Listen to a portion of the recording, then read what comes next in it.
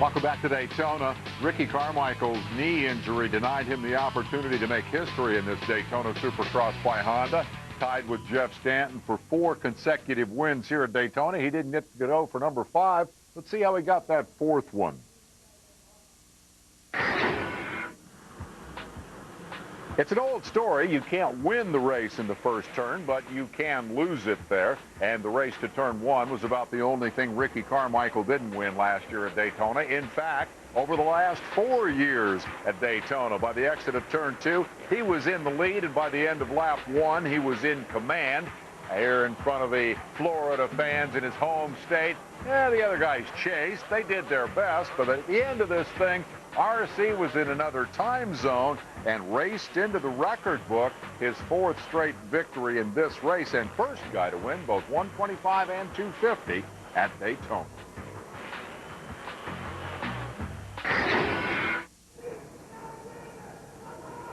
And with that, we turn our attention to the potential for history here tonight. That could be made by Chad Reed. Let's go to the guys who will call the action, Brian Drever and Ricky Johnson. Can't help but being reminded how much different the conditions were a year ago. Ricky Carmichael finishing in the mud. Here's our starting grid. Travis Pastrana with gate choice was the winner of the faster heat. Chad Reed the winner of the other one. Then Windham and Sean Hamlin also will get very good start positions. And the start position changes constantly through the night. And so each and every one of these guys has had to really kind of rethink what they want to do before they get this one underway. Yeah, everybody's, they got that final prep lap. They got to go look and see how much the track has deteriorated. But Travis Pastrana, right there, the nerves have got to be going through this kid. Chad Reed, guy loves competition. He's ready to race. Right next to him, Kevin Windham, his main competition on a big 450. I wouldn't know if I would really want, that much heat on the inside of me. Sign is sideways. Chad Reed on the box next to Windham. Travis Pastrana 3 spots away on the other side. Here we go to turn number 1, and it looks like Reed, but from the outside, Reed, yes, it looks like Chad Reed with the whole shot. Travis Pastrana on the inside in 2nd place with Sean Hamlin in 3rd, David Vuillemin, Michael Byrne coming in there, and Craig Anderson was the rider that Reed was bumping on. So 2 cousins were banging back and forth in the first turn at Daytona. Chad Reed and Travis Pastrana at the front of the field right now, but it was the blue bike to turn number 1 first, then 2nd, then 1st coming off the other side. Here we are. They're still very close together. Travis Pastrana back in 3rd position right now. Chad Reed out in front. We heard him say at the beginning of the show, and we've heard him say all week long how much he wants to win this race that was denied him a year ago. Yep, Chad Reed wants to win Daytona. It's the most prestigious Supercross out there because of the International Flair Bike Week and everything like that. He's also one of the only riders that will be able to win it on a 125 and a 250. Only that's a very small class. But Travis Pastrana in 2nd place with Sean Hamlin right behind him. I think you're going to see Pastrana be smart. He knows he's got a long race ahead of him. He wants to play it smooth. But also, Chad Reed cannot relax. This track, remember, has been biting people. Reed, then Pastrana, then Hamlin, 1, 2, 3, and I think Greg White can add to all this. Oh, absolutely. Chad Reed, he's got a lot of composure. RJ knows about composure. Right before they went out for the race, Chad Reed sat there and he threw me a big yawn and a thumbs up and said, I'm ready for this, Greg, no problem. Yeah, Chad Reed, one of those guys that is just the epitome of a racer. His dad told him, if they bleed, you can beat them, and he's out there beating the best in the world right now.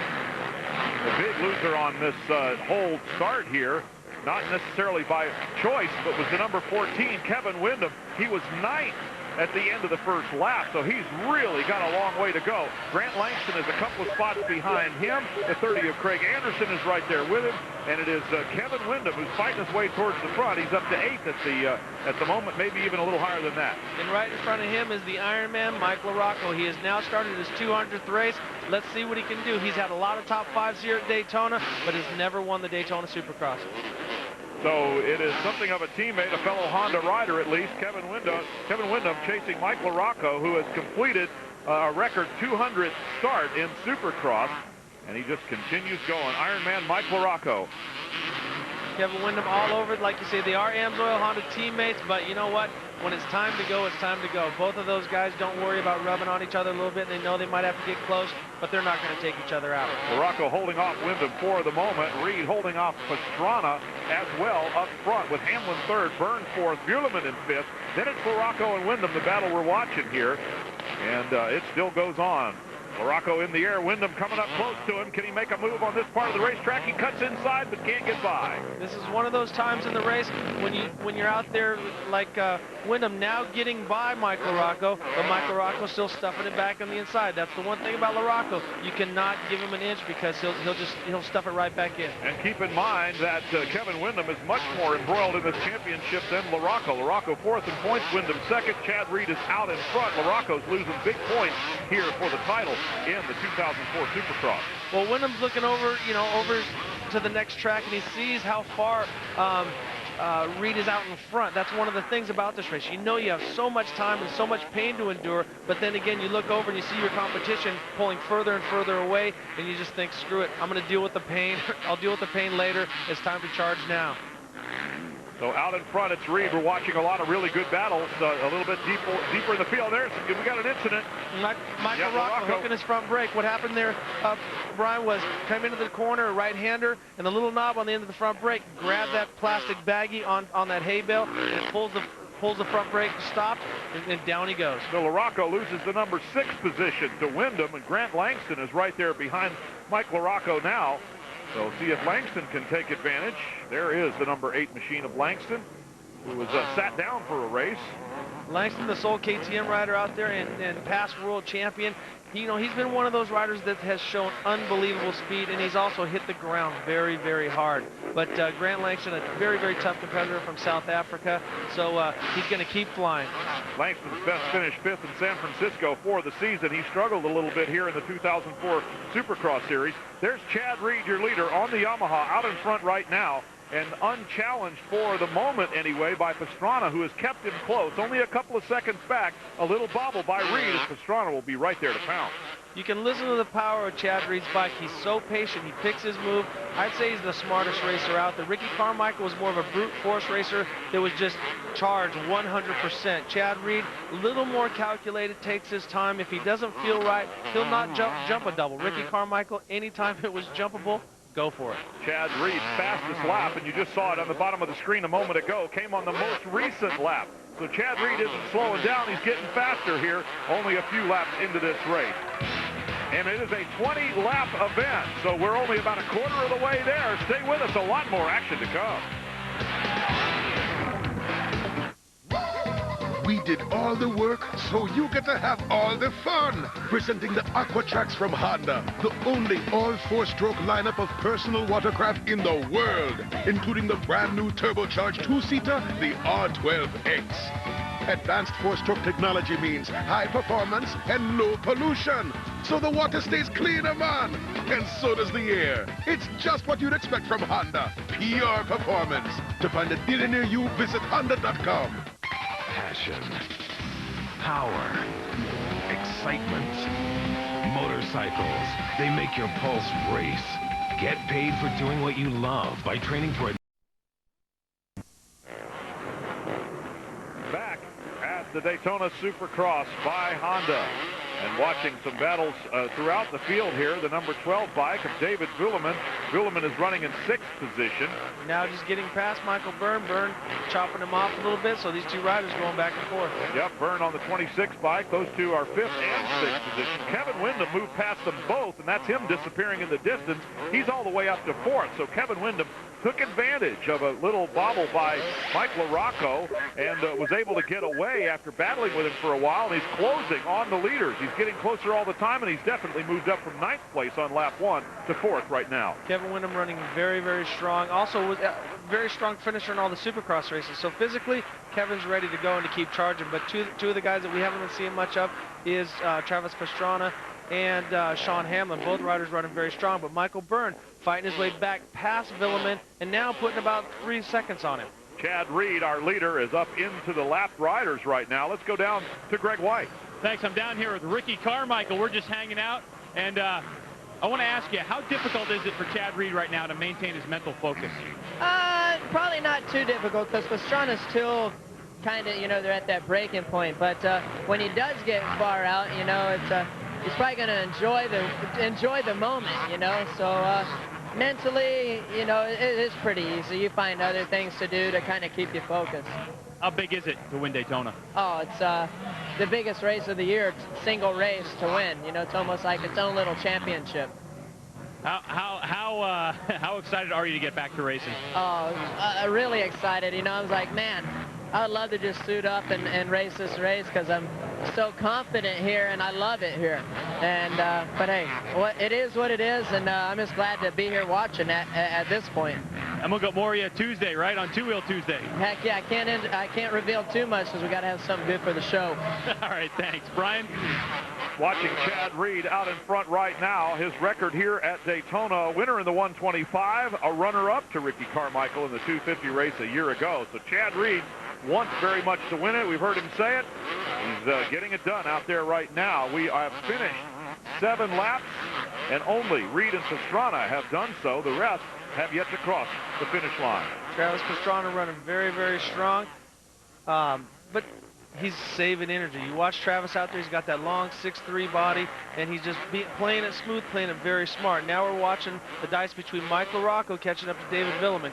LaRocco's one of those guys that you can set a watch off of. He goes the same lap after lap, and every time in the heat race, his fastest lap is always the end. All right, Chad Reed out in front, Travis Pastrana in second position. Both of them have been 125 winners.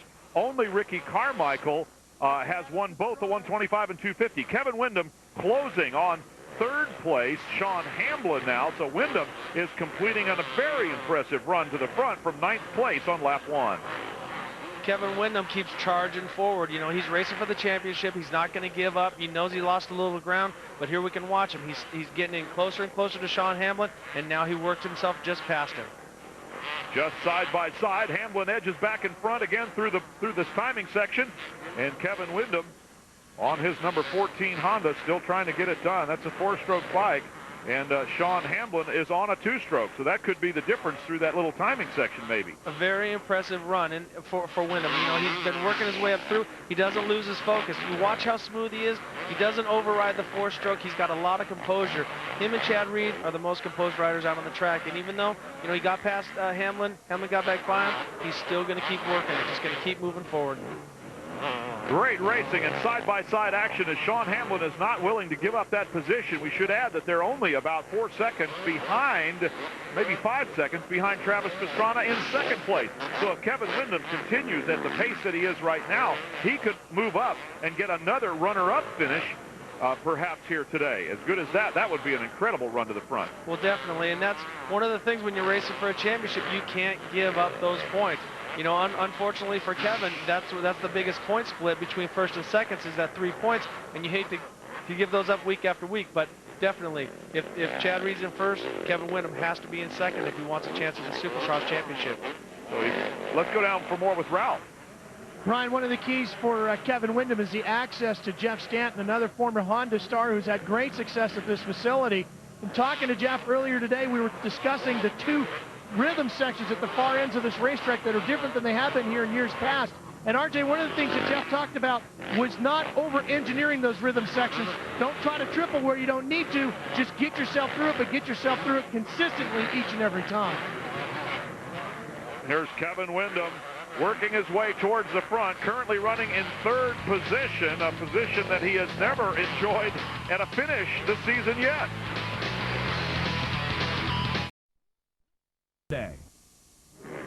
Just past the halfway mark, 10 laps down, 10 laps to go for Chad Reed with about a 20-second advantage over Travis Pastrana. It looked like it was going to be a very close race early on, but Reed is making this one look a lot like a James Bubba Stewart runaway. Definitely. Reed's been running very strong, a lot like Bubba. Out in front, his biggest worry right now is the track and lap riders. And Pastrana goes down in the rhythm section after the finish line. He goes down. It's off camera right now, but Travis Pastrana goes down and now gets back up in third position. So Kevin Windham moves up to second, where he has finished so many times to Chad Reed this season by a mistake on the part of Travis Pastrana. But here is Chad Reed out in front. He can't know anything about what's gone on behind him, and Chad Reed is just hustling through another timing section We'll have a look at Travis Pastrana's mishap here in just a moment, and Chad Reed knows nothing of it. Okay, one of the things that Ralph was talking about is that in this track you can over-engineer it. You can try too much. You know, some of the riders, they always want to try to win by trick. But let's take a look at Travis Pastrana. He swaps, gets off side to side. He's a little bit loose back and forth. Now the thing swaps. He lands down, loses his foot peg, and down he goes. Travis was able to get up quick, so that's good. Keeps the bike running, keeps rolling. But hey, the Daytona track just bit Travis Pastrana. Well, Pastrana's been out of competition for a while, and I have to think that there's a little bit of difference there. He almost rolled it over on the front wheel again, and here comes the number 5 of LaRocco up behind him and past him, it looks like, and Pastrana seems to have kind of lost his confidence a little bit and maybe even lost his rhythm. Being out of competition so long has to hurt you. Yeah, I'm not going to throw any stones right now at Travis Pastrana. For him to come out and win a heat race, run second quick in practice to Chad Reed, and then be up in front this whole time, hey, this track beats you up like you can't believe. So Travis Pastrana, my hat is off to him. I think he's gonna come back and shock the world. Oh, I think we could have a whole cheering section for Travis Pastrana and what he has accomplished out here today. But the fact is, he's just not quite the Travis Pastrana capable of winning this race. Ralph? Brian, one of the keys is something we talked about a little while back earlier tonight was the fact that this is not a race that is going to be determining the future of Travis Pastrana.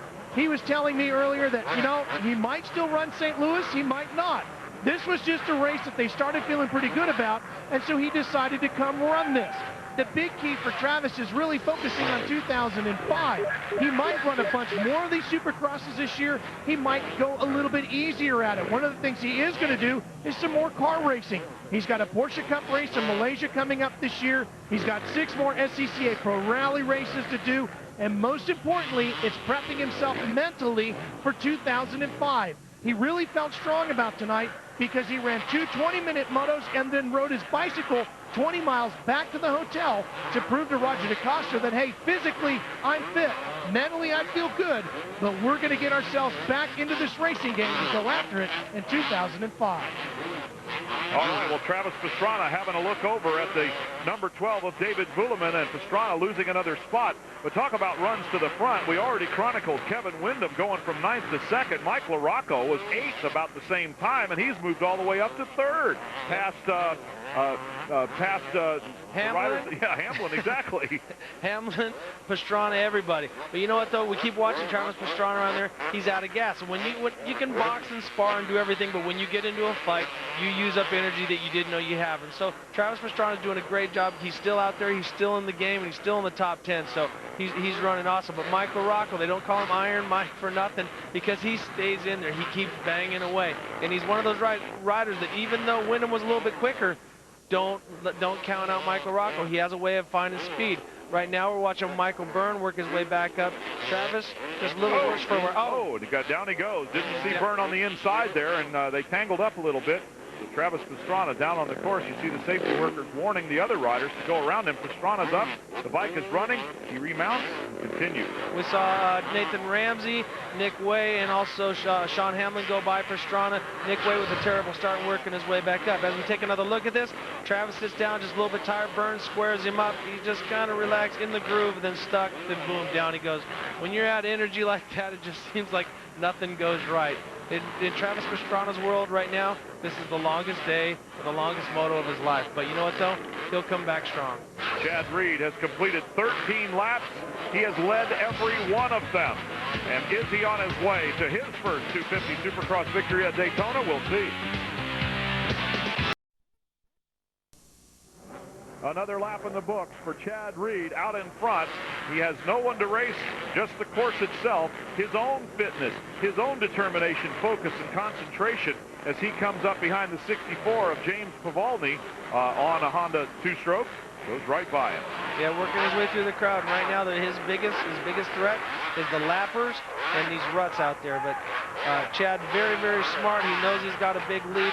He's not going to take any chances. He doesn't need to impress anybody right now because he already has done that. He's way out in front. Chad Reed on the number 22 factory Yamaha, a 2-stroke machine. Makes his home in Dade City, Florida. Windham there with a little bobble, but recovered nicely. Kevin Windham running in 2nd position, about 27 seconds behind Reed. So Reed and Windham and Reed, that's been the story all 2004 Supercross Series. Tonight it's Chad Reed's night again, and Kevin Windham may have to settle for second position. There's still a lot of laps to go, though, 6 in fact, and it seems like a long way to the finish line when you look at it like that. We saw Kevin Windham out in front and with a slightly comfortable lead over Travis Pastrana and make a mistake. This track has a way of biting you, so nobody can relax until the checker flag falls. Until you have that Daytona trophy in your hand, you better not relax because this track can come back to bite you. Alongside and past the number 30 bike right now goes Kevin Windham. It's Craig Anderson that he just passed and put a lap down. We should add that Chad Reed, there's the mistake, and Pastrana's right behind him. Chad Reed down. Chad Reed lapping Travis Pastrana and then making a small mistake. It was just off camera, but we saw him go down, pick himself back up. Like I said, you can't relax on this track. It'll bite you. So Pastrana looked like he was right there, but in fact, you're right. He lapped him. We'll take another look at it here. Chad Reed, just a momentary lapse. Well, he just comes across the inside, loses his footing, and goes down in a very, very high-speed area. So luckily for Chad, he did not hit harder than that. But, you know, just came in, lost his footing a little bit, missed his peg, and down he goes. And luckily for him, he had such a big lead that he didn't lose a position. In fact, barely lost any of the lead that he had built up over the first 14 laps. You watch how this track just gets so rough and so brutal on the riders and the machines. You try to set your bike up to do all these different things, and it's almost impossible because it's not like a typical sand track. You have that layer of grass, so it gets a sharp edge, and the bumps become almost negative, so that they want to deflect this. It's rare you see bikes swap anymore, but you see it at Daytona because of the grass works. Chad Reed still working it. Still showing great form. Back to Mike LaRocco on the number 5 bike, running in 3rd position. Iron Mike in his 200 Supercross start is going to stand on the box if things stay the way they are. This guy's a stud. I mean, I've watched him win 500 championships, 250s. I mean, the guy just keeps going and going. And now he's one of them guys like John Dowd that gets better in some cases with age. We're still working on those starts, but you got to take your hat off to this man. He is one strong man. He's now he's 11 seconds behind Kevin Windham, but this race isn't over. Mike LaRocco on the 5 bike right there, where each rider involved in his own little personal battle had high goals, I'm sure. Each one of them had goals of winning this race. They'll have to satisfy themselves with what they've accomplished instead when it's all over. There is Mike LaRocco working his way around the racetrack. If Mike LaRocco makes it up here, he's going to get 6 podiums this year out of 10 rounds. So Mike LaRocco, very strong, very consistent. And speaking of goals, David Vuillemin thought he would do a lot better here at Daytona this season. After this place has been something of a disappointment in the past, he's actually been a spectator at this event previously. David Vuillemin, running in 5th position right now, has done pretty well. Maybe not as well as he expected. We heard from him earlier.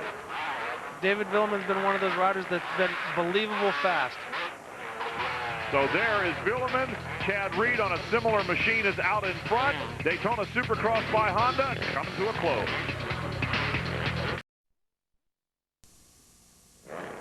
Inside 3 laps to go, and Chad Reed is out in front right now. He had one little small mistake. He is inside 3 laps to go, so he can try to hang on to that 16-second advantage he has over Windham. Windham was nearly 30 seconds behind him at one point, and it's closed the gap tremendously.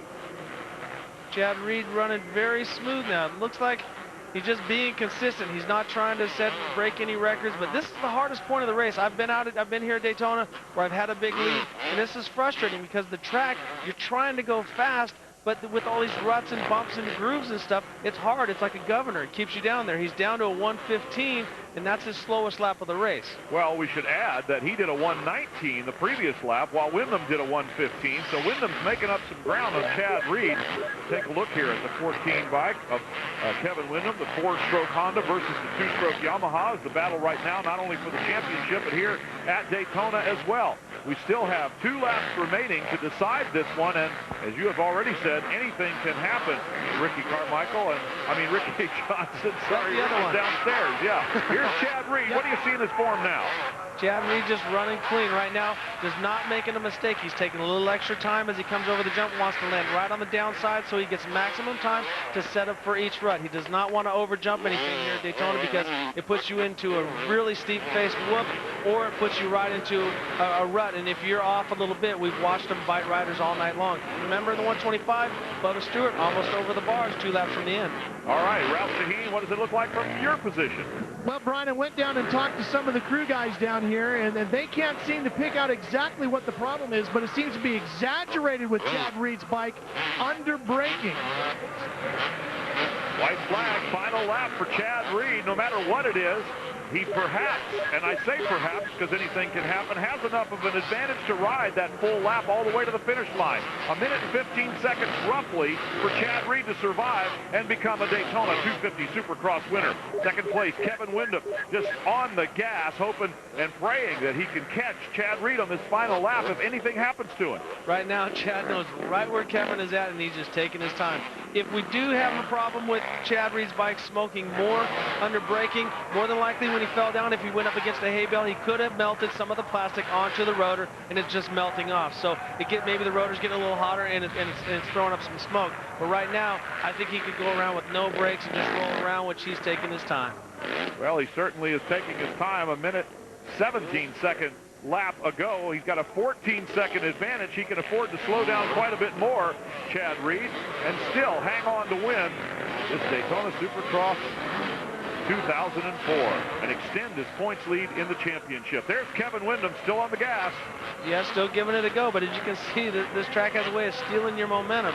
You know, Gary Bailey designs an awesome track, a very rough track, but he also designs it so that it'll get more and more rough, more like an outdoor. So that's what's tricked a lot of guys, and here's Chad Reed. Chad Reed takes the checkered flag, the fireworks, the celebration by his team. Kevin Windham will follow him home in second position. And once again, the two main players in the 2004 Supercross Championship are going to finish 1 and 2. Chad Reed obviously has, well, he's not, we can't tell if he's hurting or whether he's just emotional. And Greg White is in the area right there. Perhaps we'll get a word with Greg real quick, and we'll find out a little bit more about what's going on with Chad Reed. The crowd is enjoying the celebration by the Yamaha team, and their number 22 rider, the Australian Chad Reed, has become the first international rider in 30 years to win the Daytona Supercross. The man who did it 30 years ago, Pierre Karsmakers, is on hand and watching. So there is the gathering around Chad Reed. It seems as though he just took a moment to kind of gather his thoughts.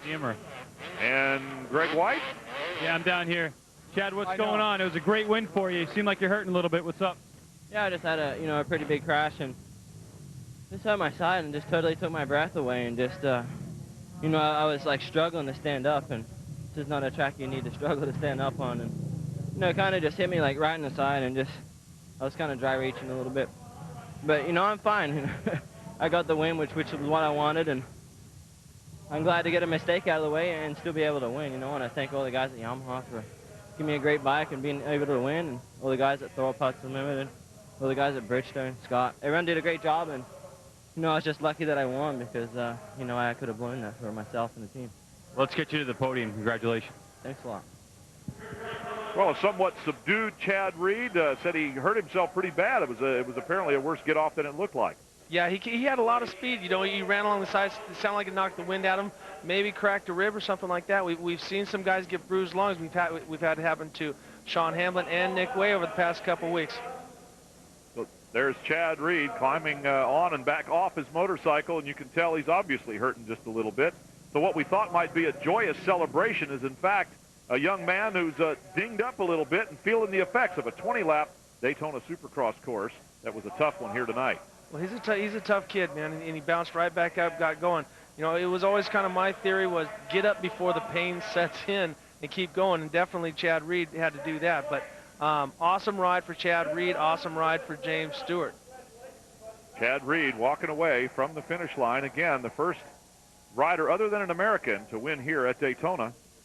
Doc Bodner, who does all the stuff with the people from Asterisk, and it's great to have those guys on call. Every time the rider gets hurt or something like that, they're there. They also, Asterisk provides a X-ray and basically an emergency ward for all the riders at all the Supercross events. That's also manager Bobby Moore and trainer Jeff Spencer. One other look at the crowd now filing its way out of the grandstand. I have to think that this move to Friday night under the lights, it was certainly different. And Rick Johnson, one of the bigger crowds I think we've seen here in recent years, maybe one of the biggest ever. I think it was a great success. You know, a lot of people said, oh, the lights weren't going to work and this and that. It was an awesome show. Gary Bailey put on a great track.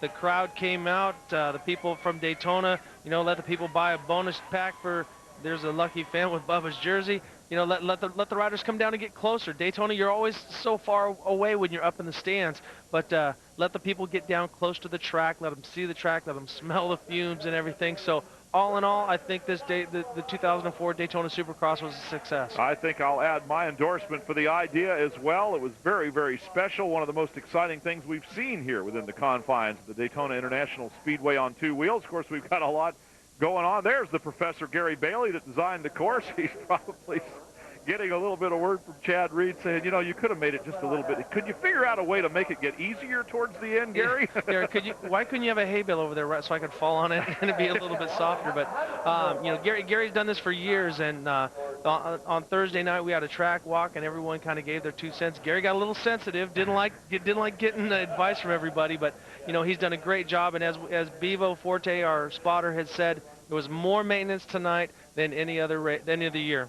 So congratulations to the winner. Congratulations to the man who designed the track and gave us such a great competition. We're all winners here tonight. And Scooter.